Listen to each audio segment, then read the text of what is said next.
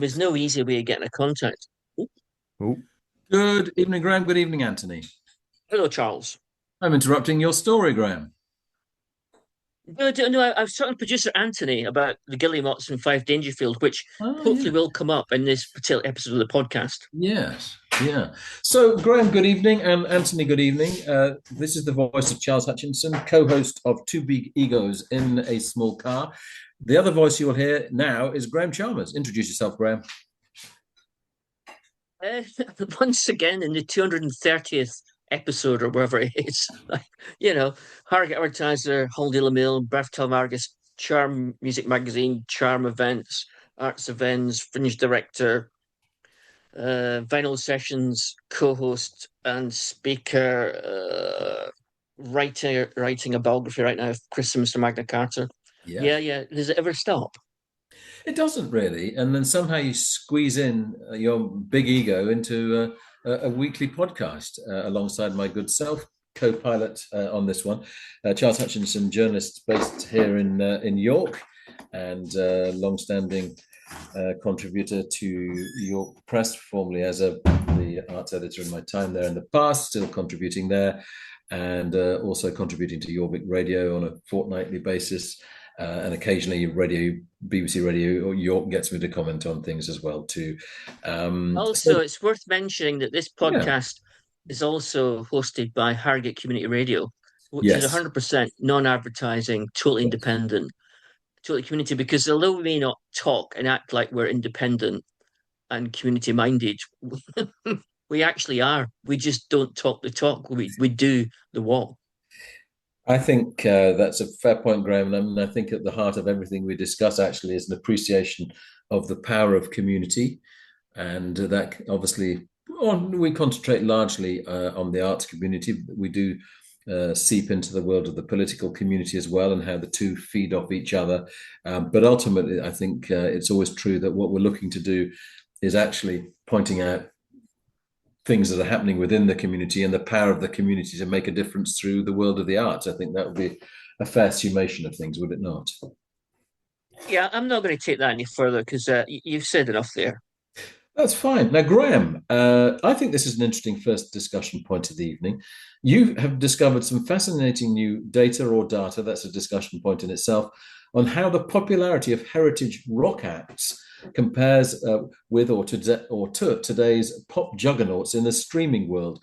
Now, I guess the assumption is that the juggernauts are rather dominating today's streaming world. But as we know, heritage rock acts are perhaps more prominent than they have been for a long time. This is the year of the Oasis return. We've got Pulp playing concerts at the moment. We have the 40th anniversary of The Wedding Present and an upcoming guest, and we're delighted that David Gedge will be joining us in July to discuss matters with us. Obviously, Shed 7 here in York. I don't want to call them a heritage act. I don't think they wouldn't like to be called that, but nevertheless, you can see a band that's been around that long. Blur, of course, made the Ballad of Darren album, and again returned to the live circuit. So we are seeing plenty of what might be considered heritage rock acts through their ages having significant returns. Anything that ever happened has come back. Yeah, The digital world means that nothing's truly dead. is that healthy? Who knows? It's all changed completely, so I can't really make a comment on that. But I think the interesting thing about looking at the data for the streaming world is the old music is actually big, bigger than I thought.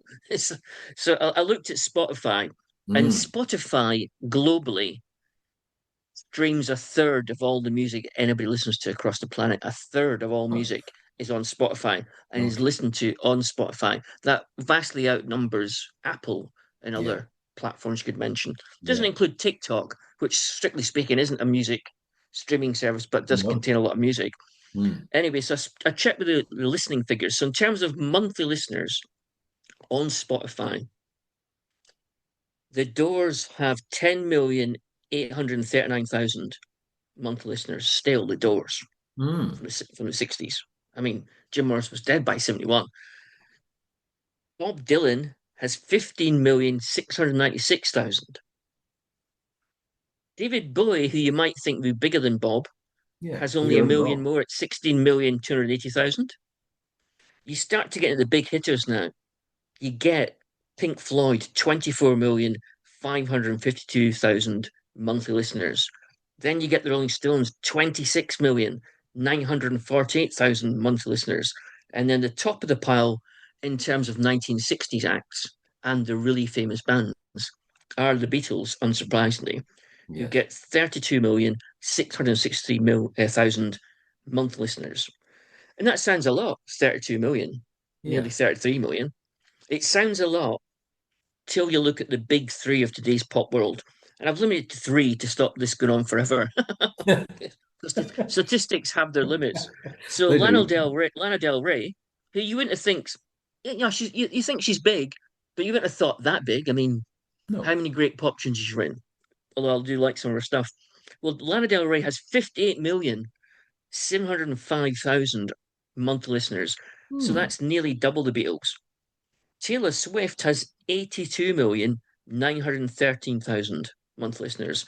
That's not quite three times the Beatles, but King of the Pile, King of the World, number one on Spotify is, Ed Sheeran. of course, Ed whips Taylor Swift, which is a strange thought. I've never And seen that headline. he gets 94 million and 164,000, 64, well, 164,000 monthly listeners. So that is three times the Beatles. So you're thinking like, wow, that's quite amazing that Ed, who himself Hmm. would admit that he's not as good as the Beatles, has got three times the Beatles. But on the other hand, the Beatles music's now mostly 60 years old. And if someone had said to the Beatles in 1966 that Yeah. music from 1906 would be nearly as big as them, you would have gone like, don't be stupid. 1906? You got to be joking. So the Hmm. fact the Beatles are still so big, and the Stones and Dylan and Bowie, is like, it's quite a surprise, really. I mean, isn't the suggestion there that streaming services listened to by a younger audience predominantly? Yeah, it turns out quite a high percentage of listeners to the Beatles on Spotify are Hmm. young. They're not just old timers. I'm not surprised at that. Yeah, and I think that's why you still see Beatles T-shirts. You still you see Ramones T-shirts all over the place still, and so but so is there a positive side to this? Well, it's quite odd because of all the heritage acts, Hmm. the ones who you might not think are the greatest acts of the 60s or 70s, the ones who critics who write lots of books about the 60s and 70s wouldn't say they were the best acts of the 60s and 70s either. Well, Hmm. there's three acts which are bigger than the Beatles, bigger than the Stones, bigger than Bowie. I mean, they're bigger than Led Zeppelin. I mean, Led Zeppelin's got about 20,167,000 monthly Yeah. listeners. So who's Well, bigger? bigger than Zeppelin, who've got 20 million Yeah. and more. Bigger than the Beatles, bigger than the Stones, bigger than Bowie, bigger than Dylan. Yeah. You've got Fleetwood Mac at 41,812,000. Hmm. You've got Elton John at 47,747,000. And top of the pile for 60s and 70s acts are, Sex Pistols. no, yeah, nice line. Queen. Obviously, Queen have Queen, of course. 49,277,000 monthly listeners on Spotify. That means they're nearly up there with Lana Del Rey. That's how Where's good Ab- Queen are Where's getting. ABBA? Graham, where's ABBA? I didn't bother ABBA because I didn't want this to last forever. And I've got some other interesting statistics, and I thought I can't put everybody That's in. That'd be fine. ridiculous. That's fine. Uh, So, of the modern rock bands, and I mean modern loosely, yes. the post 20th century rock bands, even though Yeah. this band started in the 20th century, the Foo Fighters get 19,416,000 monthly listeners Hmm. on Spotify, which is nearly as much as Led Zeppelin. It's more than Bowie and Dylan, not as much as the Beatles, nowhere near as much as Fleetwood Mac, but it's pretty good.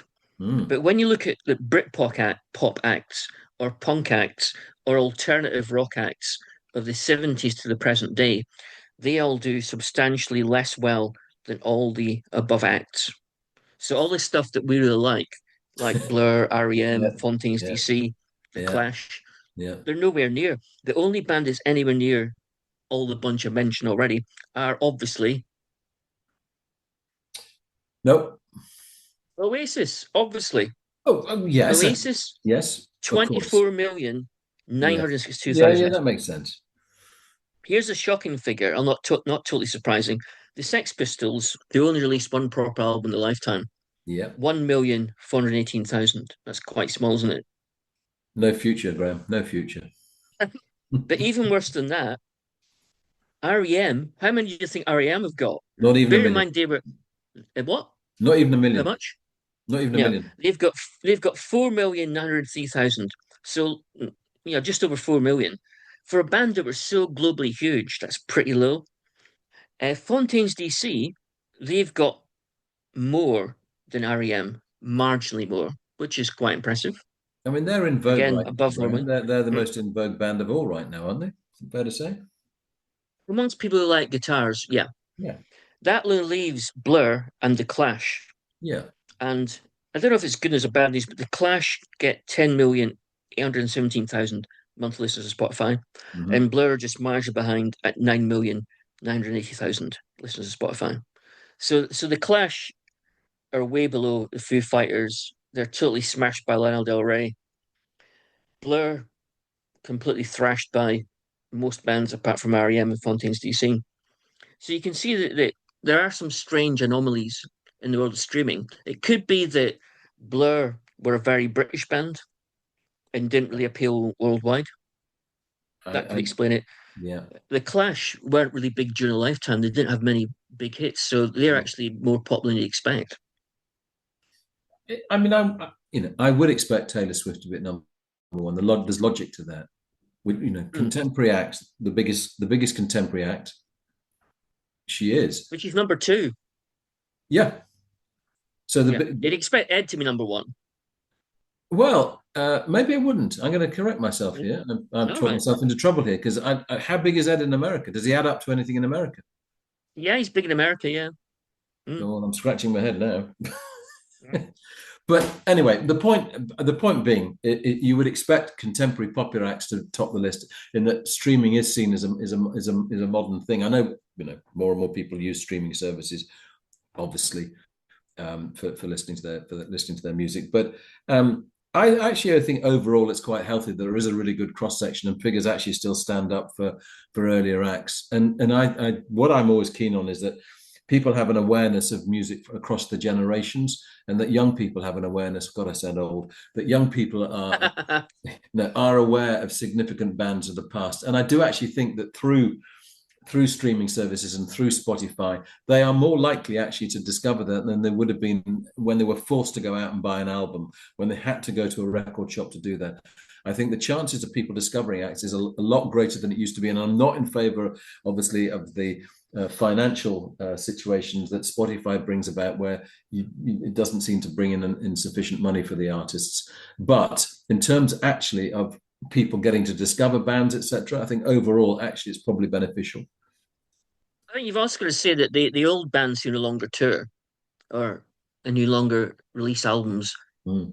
and who weren't born even, didn't they weren't really formed in the streaming age. The fact they're still so popular is quite a surprise because the acts who are biggest in streaming are the acts who first became famous when streaming existed, whereas the acts that are competing with them for the past had been gone for an awful long time before streaming came along. So I'm quite surprised that the results are so close, really. Would you envisage a time when actually the older acts, because they're so much better than the newer acts overall, that Oh, actually they'll return to the top simply because of the quality of the music that will surpass today's music. And I know that's every age from the older age thinking, oh, our music was better than the age of the music now, but um, I'm being a bit provocative in saying that, but we always have this discussion about what music will last, and it's hard to believe that very much of the current music will last. But history shows that I'm wrong in thinking that.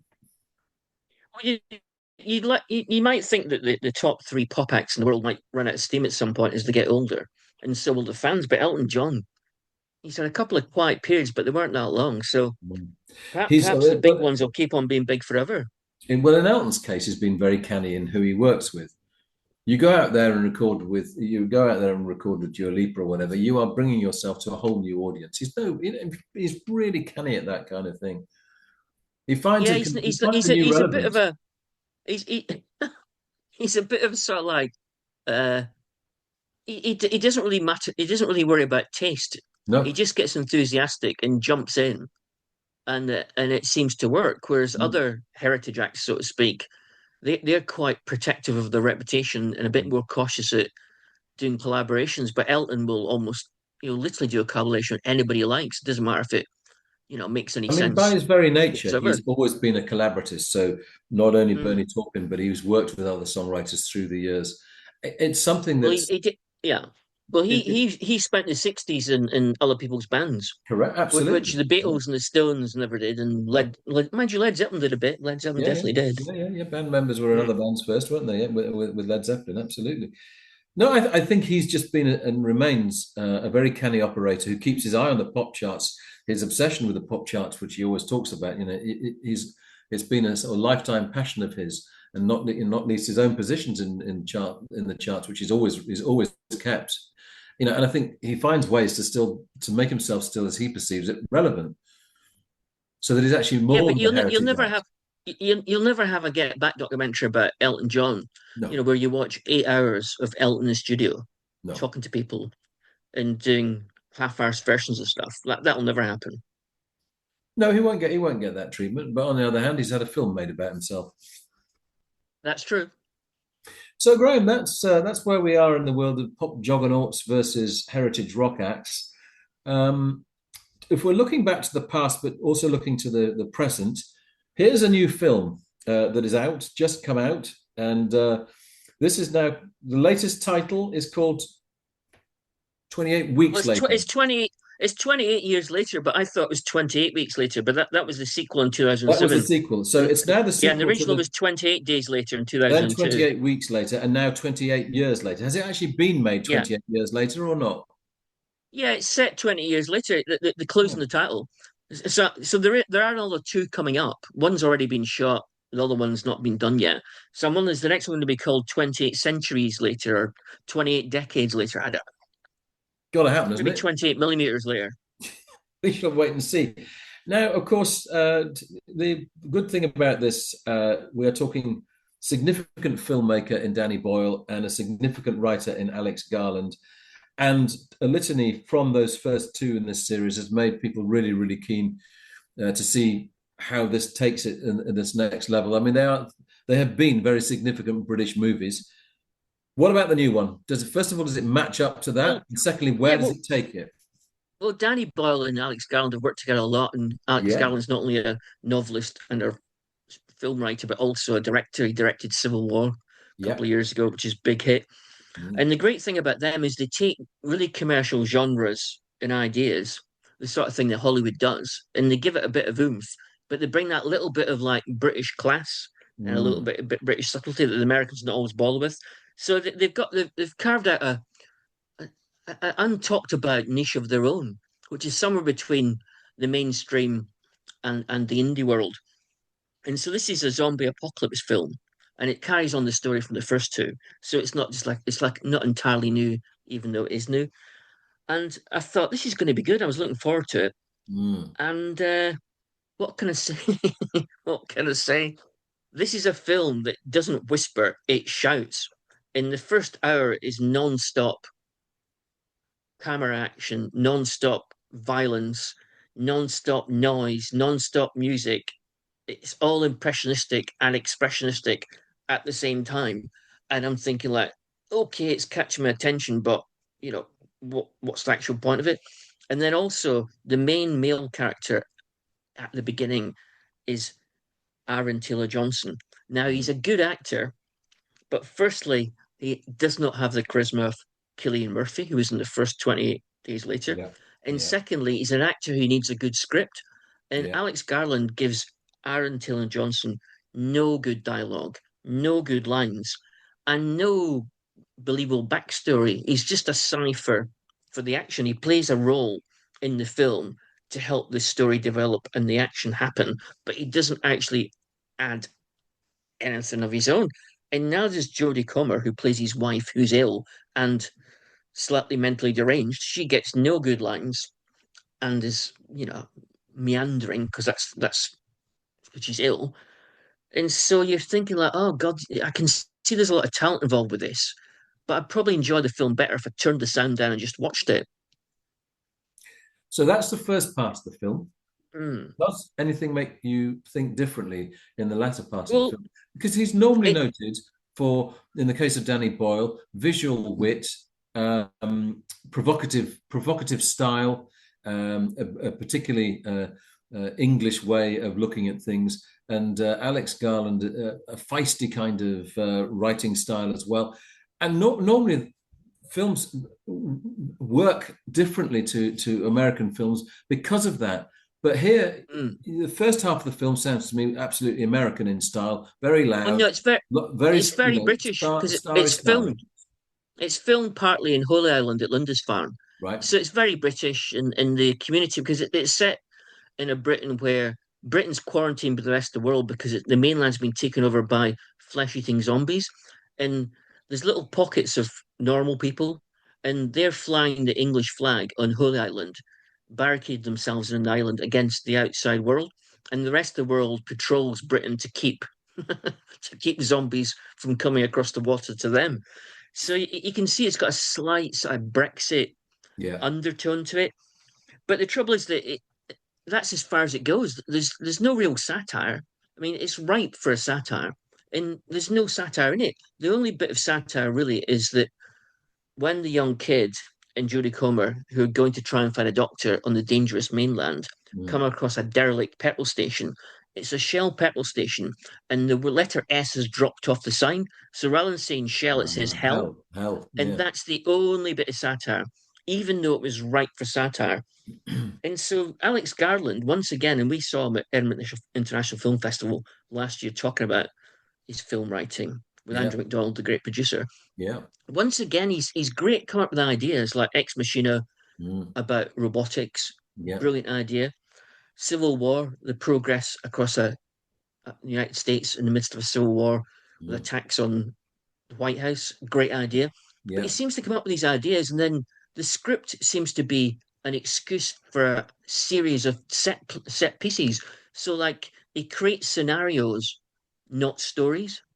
And I realized that halfway through that he creates scenarios, not stories, which if you haven't got a brain, that's still going to work because it's a well-made film.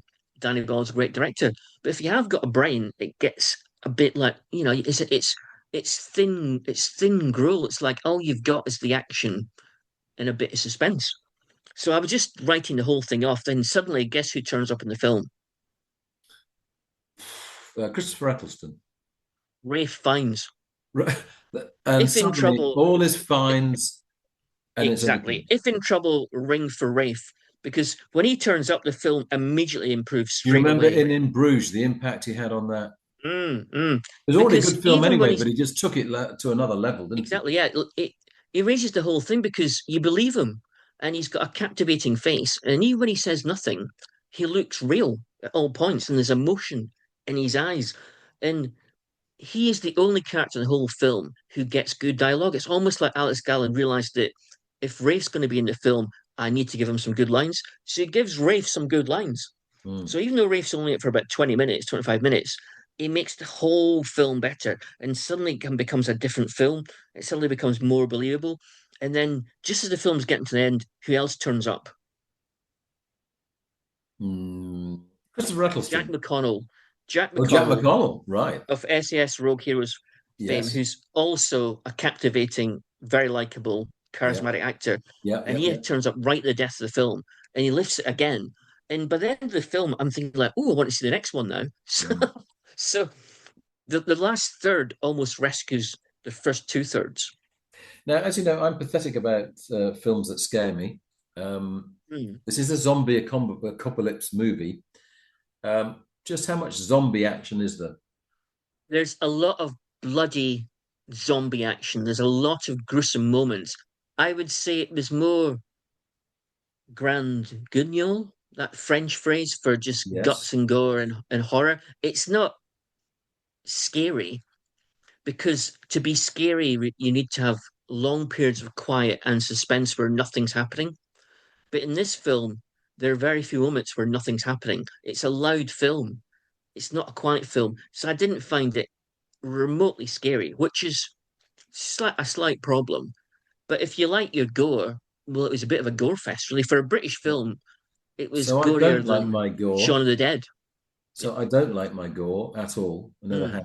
mm. I did survive Shaun of the Dead because I thought it was very funny, but it was still a tad unpleasant. Can I? Am I going to regret not going to this film because I'm a pathetic wimp? I think I could edit, if I was allowed to edit the film and give you just 30 minutes of the film without the gory bits Rafe and just Fiennes, the Jack best bits, McConnell. I think you'd quite enjoy it. But there's long periods of the film that I wasn't impressed with the script, where there's a lot of gore. So I think for quite a bit of the film, you're going to be like going, "Oh, I don't really want to watch this." So sounds like I'm not going to it, Graham, which is on one level is a shame, but I just don't. I just don't want. I just don't enjoy zombie experiences. I'm pathetic that way. I've Mm. got to an age where I just think, oh, what's the point of seeing things that are just going to, trouble me in a way I don't want to be troubled. Well, you can't take it seriously. I mean, I, zombies aren't I believable understand that. or real. So when they're ripping someone's head off Yeah, and I don't entrails like are that. You see, spilling I'm out, sorry, but I I don't like really that. can't take it seriously. No, really. I just don't like it. I just don't want that as the last thought before going to sleep and then having nightmares. I mean, I'm old fashioned that way. I was pathetic as a child. I used to hide, as everyone did as a child, behind the sofa during Doctor Who. I've never ever really changed from that. I quite like being scared, but in I terms like of being scared, but I go yeah, to football and see Leeds United possibly lose. That's my idea of being scared. yeah, I get it, I get it. I think if it's okay for you to say you don't like gore, it's totally up to you. But I think anybody who enjoys a plate of like bacon, sausage, and black pudding, they've Mhm. got no reason why they can't watch a bit of gore on a film I screen. don't want to turn that into gore either, Graham. You're ruining it. You're ruining a fantastic breakfast. I know. I mean, I realize I go and see some Shakespeare plays that actually, are are gory. I mean, I can't deny that. But I just think they're probably better written, and I think there are scenes that I think it feels to me, I'm not just going to a gore fest for the sake of a gore fest. And I understand why people enjoy that, but I just prefer going to a comedy or going to a romantic film You or prefer going Al or go, Gore to a horror movie. I probably would. Yeah, I just feel there are other movies to go and see that I'm going to be more fulfilled by. That's not saying I don't think that this has been an important and significant series in the history of British filmmaking. Yeah, Just I would not for say one me. thing about 20 uh, years later as well. It's very British. The main themes are British. It looks very British. It feels very British. It's Well, not an attempt to make Britain more American for the American no, audience. no, which is interesting because I was making that speculation earlier from what you were describing. Mm, It actually sounded to me mm. rather an American film in its techniques. I think we handle Shaun of the Dead is a great example of this. We do handle these subject matters and the tone of these films really, really well in this country. We've got a long tradition of doing this, going back to the Wicker Man, of course. So I Yeah, just there just are I've hints of Wicker got, Man in yeah. it. I mean, There's I hints guess of Midsummer yeah. and Wicker Man in this film, but they're all underdeveloped. I would say the main point about the script of this film is it's underdeveloped. I'm used to both I'm used to Danny Boyle entering worlds of satire or cultural significance in his filmmaking or I hate the word zeitgeist because it's just a word of its time, but Zeitgeist. that's the one as well, zeitgeist. And but I'm used to him doing kind of comments on where we are now, and I wonder how much you touched on. Maybe Brexit is mentioned. I wonder if there's enough of that by the sounds of it in this film. Yeah, there isn't. But one thing it has got to end this discussion about the film on a positive note, the Yeah. soundtrack is performed and written by Young Fathers, the Scottish. I was Ah, going to say rap act, not really a rap act, and more not than that, really aren't they? electronic act, not Yeah. really a dance act. What the hell are Young Fathers? And the Young Fathers soundtrack does add to the atmosphere of chaos and energy. Yeah. That's good to hear. That's good to hear. Graham, you were just as I sort of came on online, you were discussing Fyfe Dangerfield of the Guillemots. You went to see him play at a new venue, which a venue I know nothing about where it is in Leeds. This is a venue called the Attic. Is it in an attic? Is it actually living up to its name? Hmm. Well, it's if you go to the Leeds Playhouse or the Yes. Wardrobe and Yes. carry on past that away from the city centre, I Yes. think towards Tetley's, but I'm not entirely sure. I've never been able to work out how that links to the rest of the city. if you walk down there, and it's not that far away from the city centre, you get the attic, and the Yeah. attic does have an upstairs as well as a downstairs. But the actual venue is downstairs on the ground floor, which is very much not an attic. So it's So a even though I sort of like the name the attic, unexpected name. it's definitely not accurate. It should have been called ground floor, but that's Ground got floor. no. I It wouldn't. doesn't. You wouldn't call a That's venue not ground that floor. as a name. That's not going to work. Exactly, yeah. But it's a great venue because it's got some fair lights and it's got a makeshift stage and it's got a bar, but it's all very exposed wood, steel, and bricks, and they've done just enough to make it a venue and no more, which is great because they've gone for that sort of shabby with not that much chic, which is like venues we would go to in the 80s and 90s before Exactly. Exactly. it went. So it's got Including in it's Leeds, got of course. yeah, it's got a nice feel to it. There's a real trend in Leeds right now for live music venues, new ones, which return to the slightly primitive 80s roots, like the Project House, which the Brunel opened up, Yeah. and also Hyde Park Book Club, Yeah. which I love because they remind me of going to gigs with you in the 1980s and 90s. I think So it's I an love the entirely venue. right thing to do. I think I It's mean, a great place. like the old Woolen at Farsley, another example. You know, Yeah, it's not yeah. that's not. You know, it requires modern management, but actually the style of the venue is what we used to like going to, and I Yeah. think that's great actually that promoters have seen the strength in doing this. This is where bands start out. It's where audiences feel most contact and build bonds with bands. It also, I think, from the point of view of that combination that people like of being able to buy a pint and watch a band. Perfect, it seems to me. I don't Well, trust it flash. makes I everybody don't more trust relaxed. flash. Yeah, of course. The great thing Of course it does. About the Duchess, which closed down about 2000, where everybody Yeah, played from Nirvana at the yeah, Oasis, mm, was that it had nothing to it except a bar and a stage, yeah, which meant everybody relaxed because there was nothing fancy down about it. It also lived or died by the band on stage being good. So you couldn't go through the motions in the Duchess because no, that's all there was. You had yeah. to try, at least try to be good in the Duchess. So this is why you get better music and you get better atmosphere in So these tell me how Fife, apparently tell low me how rent Fife, venues. tell me how Fife used it as a venue. Well, Fyfe had a baby. I know, no, actually, he had a grand piano. It wasn't baby grand. He was on stage with a grand piano and a Yeah, double bass and an acoustic guitar. This is a guy who's very talented. Before he formed Guillemots, as well as being in other bands, he also wrote choral music, yeah, and he once wrote for the City of Birmingham Symphony Orchestra. So he's a talented all-round musician. And even mm, though the Guillemots stopped recording in 2010, and he hasn't done that much solo since then, when you saw him on stage, you wondered why, because he's phenomenally talented. mm, He's a great musician. He writes brilliant songs, great melodies with lots of heart and intelligence, and he's got a fantastic singing voice. And you watch him think like, why isn't this guy big? that can happen. Mm, Sometimes some songwriters it just never quite goes the way it should. Ed mm. Harcourt, I would say, was another fine example of that. I, I think the difference between Ed and Fife is Fife. He's a what came across when you saw him live on his own was that he's a big heart. He's a person who Mm, pours his energy outwards. He's yeah, made to communicate. He's not sitting on stage being clever and no, restrained on to impress you. He's not impressing you except in a sort of playful, slightly humorous fashion. He mm, wants to give. He's got a lot of heart, a lot of soul to mm, give. He isn't just craftsman and an intelligent songwriter. He's made. I can't see why he's not a star. I can see why he's not a star because he's also slightly unhinged is going too strongly.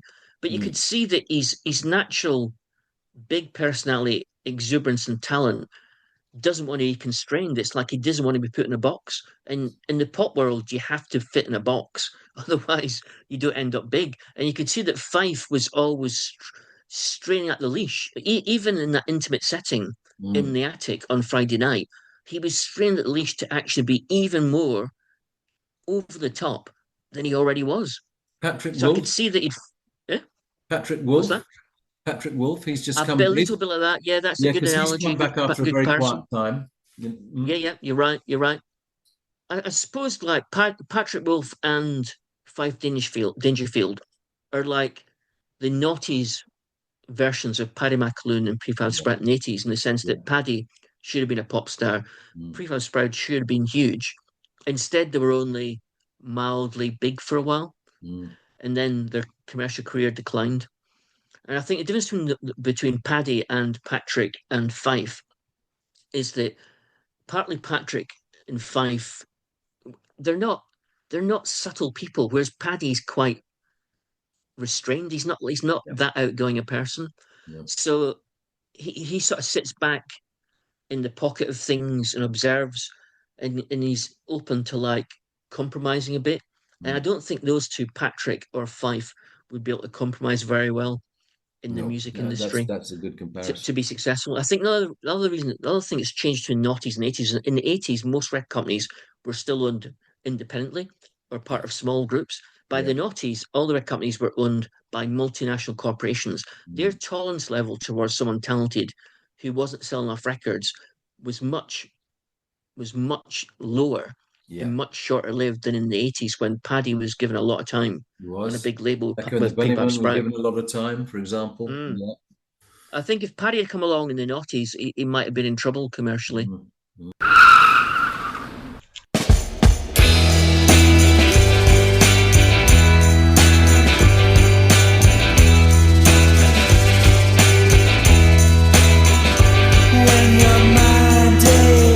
You've been listening to the podcast Two Big Egos in a Small Car. Your hosts were Graham Chalmers and Charles Hutchinson. This was a Baltic sub production.